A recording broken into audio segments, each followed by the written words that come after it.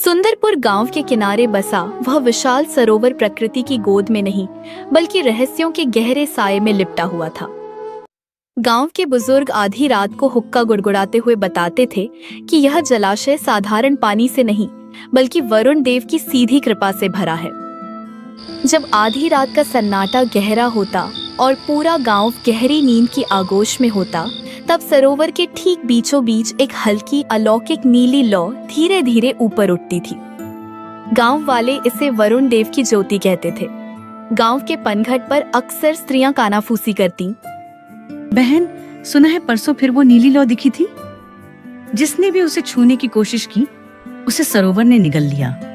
कोई भी उस लौ के करीब जाने की हिम्मत नहीं करता था, क्योंकि लोक मान्यता थी कि बिना सिद्धि के वहां जाने वाला जल समाधि ले लेता है। सरोवर के तट पर एक आलीशान कुटिया बनी थी, जिसकी भव्यता किसी राजमहल को टक्कर देती थी। मखमली पर्दे, चंदन की महक और चारों तरफ फैला हुआ गहरा सन्नाटा यहाँ आने वाले की बुद्धि पर पर्दा डाल देता था। वहाँ दो प्रभावशाली संत रहते थे, स्वामी कपटी महाराज और उनके प्रधान शिष्य माया मुनि। स्वामी कपटी महाराज के चेहरे पर एक बनावटी तेज था और उनकी लंबी सफेद दाढ़ी उनके भीतर छिपे लालच को ढके रखती थी। माया मुनि भी कम नहीं था, उसकी नजरें हमेशा सामने वाले की जेब और गहनों पर टिकी रहती थी। एक सुबह जब कोहरा अब भी छंटा भी नहीं था, गांव का सबसे शक्तिशाली और अहंकारी जमींदार ठाकुर जगत सिंह कुटिया के द्वार पर पहुंचा। उसके जूतों की धमक से शांत वातावरण गूंज उठा। उसने भीतर प्रवेश किया जहां स्वामी जी ध्यान का नाटक कर रहे थे। महाराज, इस तुच्छ प्राणी का दंडवत स्वीकार करें। आपकी ख्याति अब शहर के बड़े बड़े सेठों और दरबारों तक पहुंच गई है। कपटी महाराज ने अपनी एक आंख आधी खोली और माया मुनि को इशारा किया। सावधान ठाकुर, महाराज इस समय वरुण देव से सीधा संवाद कर रहे हैं। तुम्हारी आवाज उनके ध्यान में बाधा डाल रही है। क्षमा करें मुनि जी, पर मेरा मन अशांत है। मैंने अपनी आंखों से महाराज को जल की सतह पर चलते देखा है। वह दृश्य मेरी आंखों से नहीं उतरता। ऐसा लगता है जैसे पानी महाराज के लिए पत्थर बन जाता हो। वत्स जगत सिंह, शांत हो जाओ। वह दृश्य जिसे तुम देख रहे हो वह कोई कलाबाजी नहीं, जल विजय सिद्धि है। वरुण देव स्वयं स्वप्न में आकर मुझे मार्ग दिखाते हैं। महाराज, मुझे भी वह सिद्धि चाहिए। मैं चाहता हूं कि दुनिया जाने कि ठाकुर जगत सिंह पर ईश्वर का हाथ है। मुझे वह शक्ति देखनी है और उसे हर कीमत पर पाना है।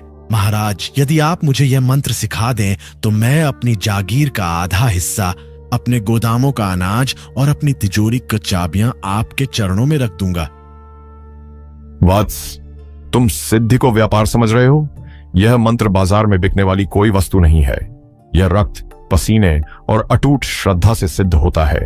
वरुण देव केवल उसे ही अपना मार्ग दिखाते हैं जो मोह माया के बंधनों को तोड़कर अपना सर्वस्व उनके चरणों में अर्पण कर दे। क्या तुम सच में तैयार हो या यह केवल एक क्षणिक लालच है? महाराज, ठाकुर जगत सिंह जो कहता है वह पत्थर की लकीर है।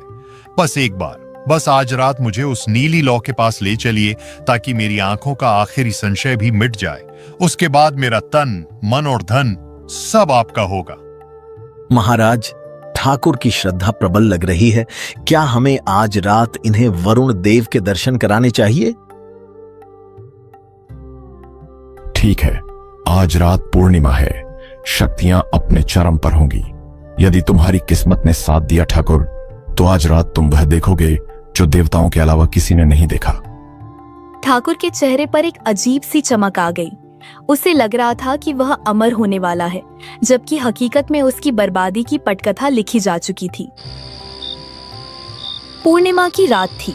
आसमान में पूरा चांद अपनी पूरी आभा के साथ चमक रहा था, जिसकी दूधिया रोशनी सरोवर के स्थिर पानी पर चांदी की चादर की तरह बिछी हुई थी। किनारे इकट्ठा था।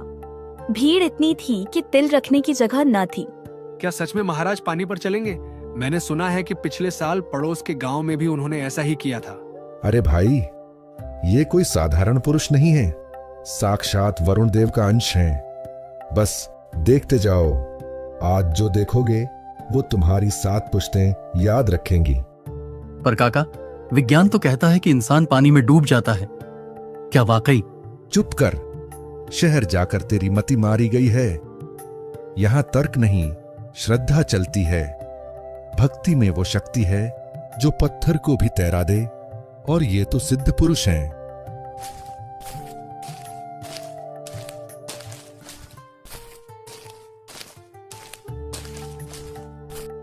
शांत, सब शांत हो जाइए।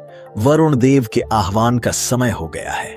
कोई शोर न करे, वरना देव रुष्ट हो सकते हैं। हे जल के अधिपति, हे वरुण देव, अपने इन तुच्छ सेवकों को अपनी शरण दें। अपनी शक्ति का वह मार्ग प्रशस्त करें जिस पर केवल सिद्ध आत्माएं ही चल सकती हैं। ओम जल विजयाय नमः। महाराज ने अपना बायां पैर धीरे से पानी की सतह पर रखा। किनारे पर खड़ी भीड़ की सांसें जैसे रुक गईं। ठाकुर जगत सिंह सबसे आगे खड़ा था। उसकी आंखें फटी की फटी रह गईं। देख रहे हो, पैर पानी के भीतर नहीं गया, जैसे किसी ठोस जमीन पर रखा हो। महाराज ने दूसरा पैर रखा और फिर धीरे धीरे आगे बढ़ने लगे। उनके पीछे पीछे माया मुनि भी उसी लय में चल रहे थे। वे दोनों सरोवर के बीचों बीच उस नीली लौ की ओर बढ़प रहे थे। गुरुजी, थोड़ी बाईं तरफ झुकिए, सावधानी से। चुप रहे मूर्ख, मंत्र पढ़ता रहे। लोग हमें देख रहे हैं। अपनी नजरें ऊपर रख, जैसे तू स्वर्ग देख रहा हो। जैसे जैसे वे सरोवर के बीच पहुंचे, भीड़ में जय जयकार होने लगी। कपटी महाराज की जय, वरुण देव के अवतार की जय। हे प्रभु, मेरी आंखें धन्य हो गईं। महाराज, मेरी बीमारी दूर कर दो। यही तो वह शक्ति है जिसे मैं पाना चाहता हूँ। चाहे मेरी आधी जागीर चली जाए, पर यह मंत्र मुझे चाहिए। वरुण देव प्रसन्न हैं। उन्होंने आज अपनी ज्योति का स्पर्श हमें प्रदान किया है। जिसे अपनी विपदा दूर करनी हो, वो कल सुबह आश्रम की दान पेटी में अपनी श्रद्धा अर्पित करे। जो जितना त्याग करेगा, देव उसे उतना ही फल देंगे। महाराज और मुनि उसी तरह शान से वापस किनारे पर आए। उनके पैर सूखे थे और वस्त्रों पर पानी की एक बूंद तक नहीं थी। लोग पागलों की तरह उनके चरणों में गिरने लगे। कोई अपनी अंगूठी उतार कर देने लगा, तो कोई अपनी कीमती पगड़ी उनके पैरों में रख रहा था। आज तो खजाना भर जाएगा। उस रात पूरा गांव इस चमत्कार की चर्चा कर रहा था, जबकि कुटिया के भीतर कपटी महाराज और माया मुनि अंधेरे में बैठकर सोने के सिक्कों की गिनती की योजना बना रहे थे। कुटिया के भीतर का माहौल बहुत रहस्यमयी है। चारों तरफ कीमती इत्र और लोबान की खुशबू फैली है। स्वामी कपटी महाराज एक ऊंचे स्वर्ण मंडित आसन पर बैठे हैं और माया मुनि उनके पास खड़ा चंवर डुला रहा है। ठाकुर जगत सिंह दबे पांव भीतर प्रवेश करता है और दंडवत प्रणाम करता है। आओ वत्स जगत सिंह, हम तुम्हारा ही स्मरण कर रहे थे। कल रात वरुण देव ने जल की सतह पर जो पदचाप छोड़ी थी, उसकी गूंज अभी तक मेरे कानों में है। महाराज, कल का वह दृश्य मेरी आंखों से ओझल ही नहीं होता। आप साक्षात ईश्वर का रूप हैं। पर महाराज, क्या मैं उस नीली लौ के उस पार का रहस्य देख पाऊंगा? क्या मुझे वह सिद्धि प्राप्त होगी? सिद्धि? ठाकुर, सिद्धि कोई कच्चा फल नहीं जो पेड़ हिलाने से गिर जाए। कल रात जब मैं जल पर चल रहा था, तो वरुण देव की दिव्य वाणी मेरे अंतर्मन में गूंजी। वे तुमसे प्रसन्न तो हैं, पर पूर्ण संतुष्ट नहीं। मुझसे कोई भूल हुई महाराज? मैंने तो श्रद्धा में कोई कमी नहीं छोड़ी। श्रद्धा मन में होती है ठाकुर साहब, पर देवताओं को प्रमाण चाहिए होता है। वरुण देव ने स्पष्ट कहा है कि आपके भाग्य में राजयोग और सिद्धयोग दोनों हैं, लेकिन आपके पूर्वजों के संचित पापों की एक काली छाया उस मार्ग को रोक रही है। उस छाया को हटाने का क्या उपाय है मुनि जी? मैं अपनी जागीर, अपनी जान, सब कुछ दांव पर लगाने को तैयार हूं। जागीर और जान की जरूरत ईश्वर को नहीं है वत्स। उन्हें चाहिए स्वर्ण आहुति, एक ऐसी आहुति जो तुम्हारे मोह का अंत कर दे। स्वर्ण आहुति? विस्तार से समझाइए महाराज। ध्यान से सुनो ठाकुर। वरुण देव के महल का द्वार पाताल की गहराइयों में है। उस द्वार को खोलने के लिए 7 दिनों का महाशुद्ध यज्ञ करना होगा। इसमें 50 किलो शुद्ध गाय का घी, 108 बनारसी रेशमी साड़ियां और 5 स्वर्ण कलश जो मोहरों से लबालब भरे हों, उनकी आवश्यकता होगी। 5 स्वर्ण कलश? महाराज, यह तो मेरी कुल जमा पूंजी का बहुत बड़ा हिस्सा है। तो क्या तुम्हारी मुक्ति और वह अलौकिक शक्ति उन तुच्छ स्वर्ण मुद्राओं से छोटी है? अगर मोह है तो अभी लौट जाओ ठाकुर।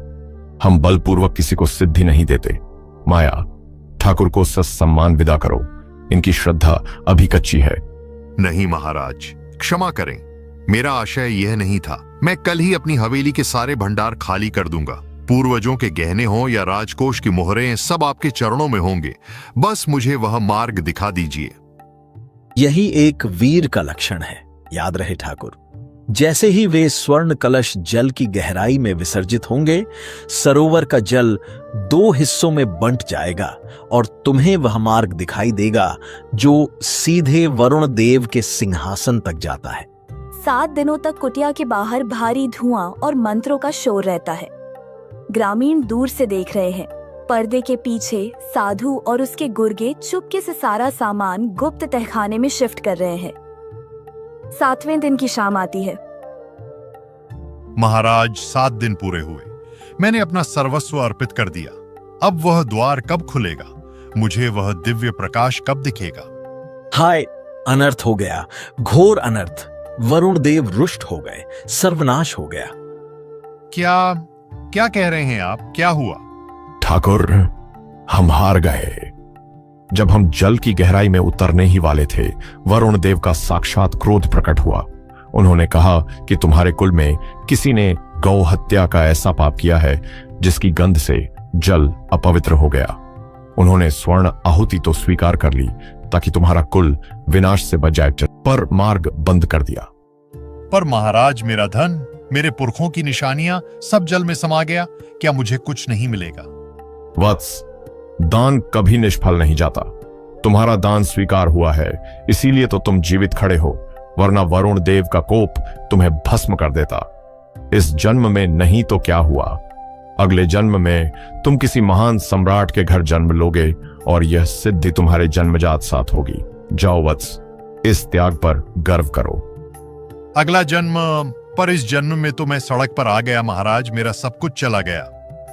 साक्षात ईश्वर के विधान पर शक कर रहे हो ठाकुर। जाओ, शांति से आत्मचिंतन करो।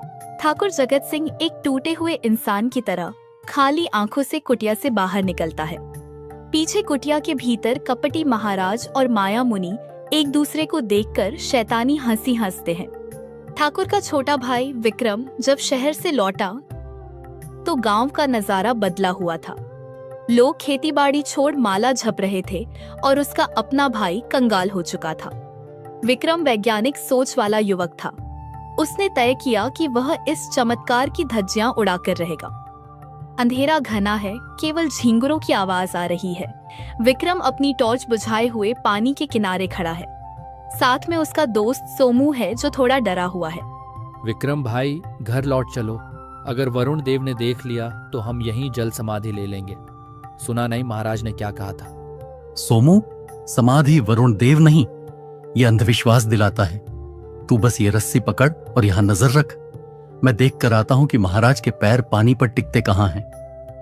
विक्रम पानी में उतरता है। वह गोता लगाता है। पानी के नीचे वह अपनी वाटरप्रूफ टॉर्च जलाता है।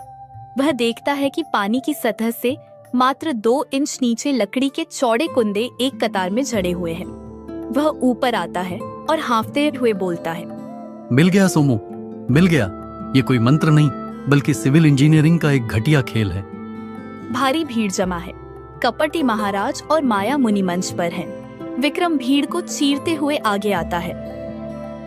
आज की पूर्णिमा पर जो भी श्रद्धा से अपनी अंतिम पूंजी अर्पित करेगा, वरुण देव उसे स्वयं साक्षात दर्शन देंगे। ठहरिए महाराज, दर्शन वरुण देव देंगे या वो लकड़ी के खंभे जो आपने कल रात पानी में ठीक किए थे?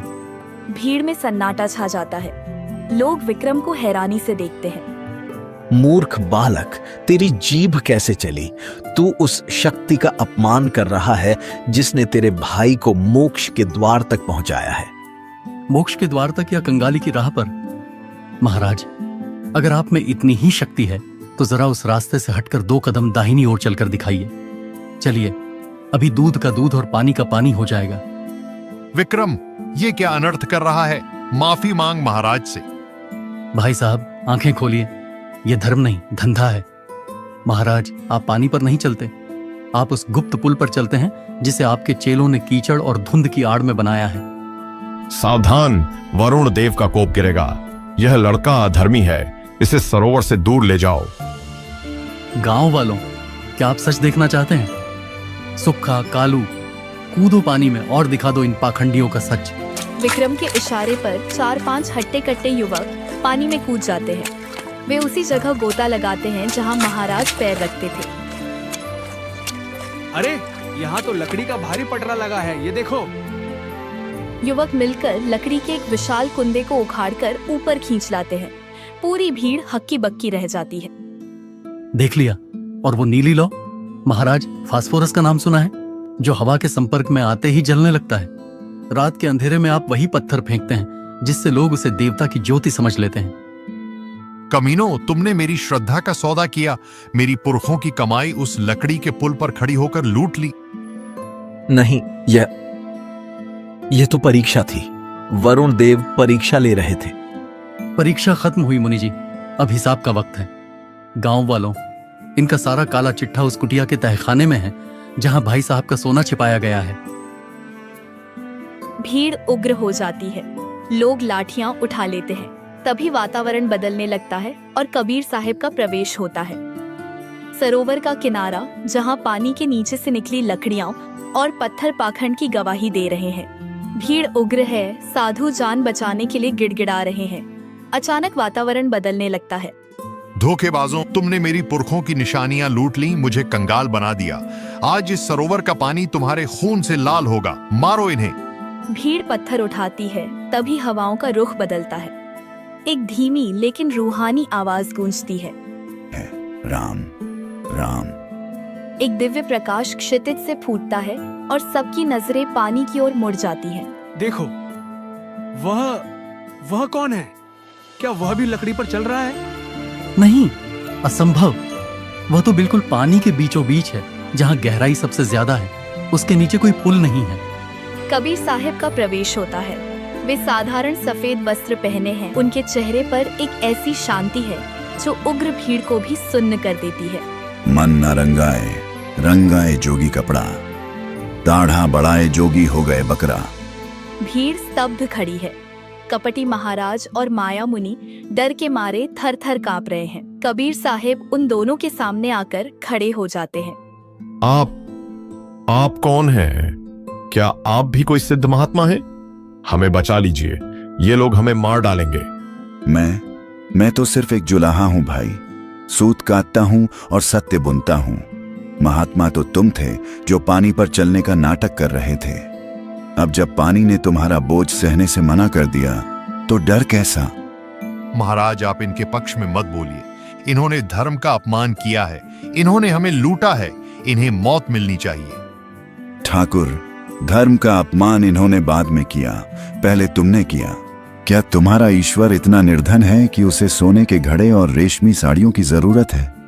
क्या वह इतना बहरा है कि उसे शोर शराबे वाले मंत्रों के बिना सुनाई नहीं देता? पर इन्होंने चमत्कार दिखाया था। चमत्कार आंखों का धोखा हो सकता है, पर सत्य हृदय का अनुभव है। तुमने लालच में आकर अपनी बुद्धि गिरवी रख दी और इन्होंने तुम्हारी मूर्खता की फसल काटी। गलती किसकी बड़ी है?